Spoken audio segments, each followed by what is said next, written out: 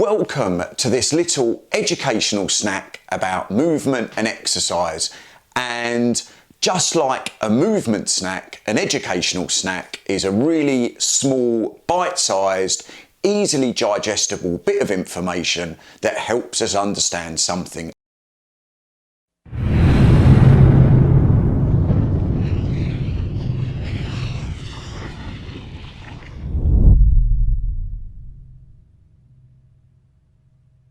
A little bit better. So, movement and exercise, what's the current state of play? Well, at the moment, we know from lots and lots of research that movement and exercise are one of the tools that we can use to help people. It doesn't mean that it's a superior tool. It doesn't mean it's the only tool, but I do think it's a fundamental part of helping people. Now, the great question is why? And the why is very important.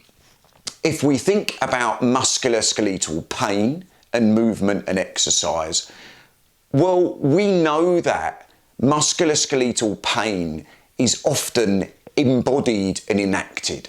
So we've heard lots about pain being to do with the brain, but it's also to do with the body, and it's also to do with the physical functioning of the body in terms of we enact movement and we enact things that we want to do and need to do, and pain often stops us from doing that.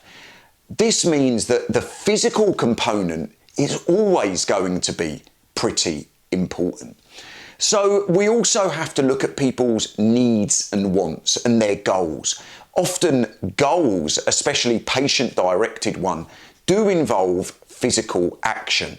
It doesn't always involve exercise, but it does involve activities that people want to do. It does involve, again, things that people need to do.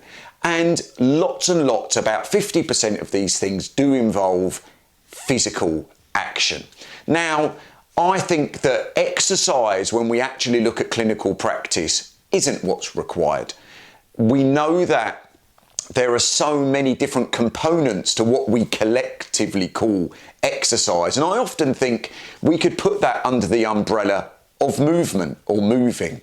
Just we like to formally often call it exercise. Now, when we use an active movement-based approach in clinical practice, it often doesn't always have to look like a periodized progressive program. It may look like one or two key exercises. It may look like an action or a movement, or it may just look like building confidence through generalized loading.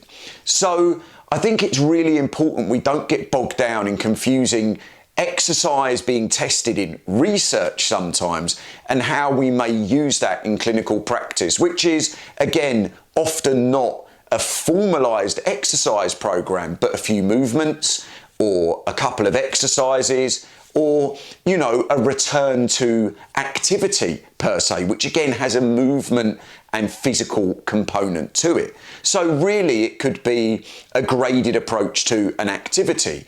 It could be a graded exposure in the sense of something that's feared or someone's apprehensious. It could be what I like to call graded confidence, which maybe is a more generalized term in which we're trying to get people more confident in using their bodies. And I think that's often what happens in rehabilitation. I don't always know if we specifically need to or actually do build capacity, whatever that means. But I think what we do often is restore people's desire and their confidence to use their body.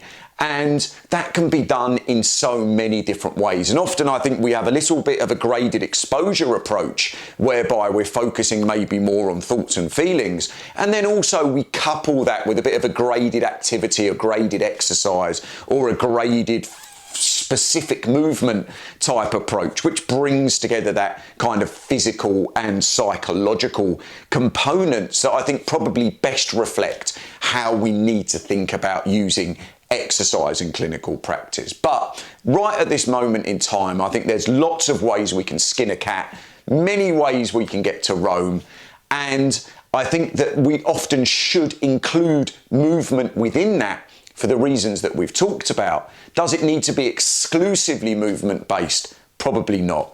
Can we talk to people? Can we work on people in a manual therapy sense? Can we work with people in terms of movement and activity?